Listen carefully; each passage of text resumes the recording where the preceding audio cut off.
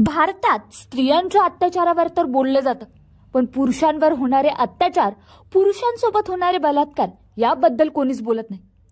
मुळात हे खरं होतात का नाही याबद्दल सगळ्यांच्या मनात संभ्रम आहे। तर चला जाणून घेऊ की पुरुषांसोबत खरंच अत्याचार होतात का। जो समाजामध्ये दुर्लक्षित आहे ते म्हणजे मुलग्यांवरती होणारे लैंगिक अत्याचार। हो, मुलांवर पण होतं, खूप प्रमाण आहे।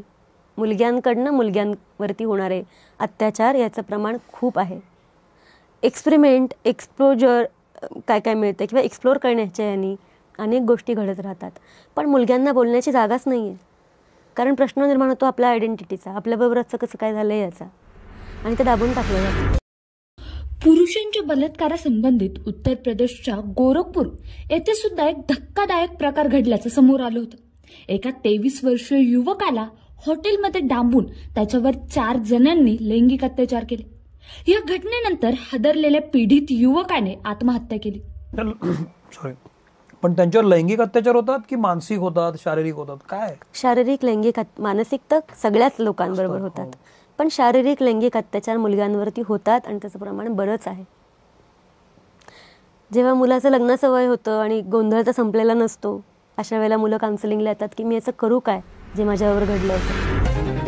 सर्व पुराव्यांवरून एक गोष्ट तर साध्य होते की पुरुषांसोबत सुद्धा अत्याचार होतात, पण नव्या BNS मध्ये पुरुषांच्या बलात्कारासाठी ठोस तरतूद नाही। लागू करण्यात आलेल्या नवीन गुन्हेगारी कायद्यांमध्ये बलात्कार पीडित पुरुषांना ओळखण्यात आपला भारत अयशस्वी ठरला आहे। कारण बलात्काराशी संबंधित सर्व कलमा या पीडितेला स्त्री म्हणून संबोधतात।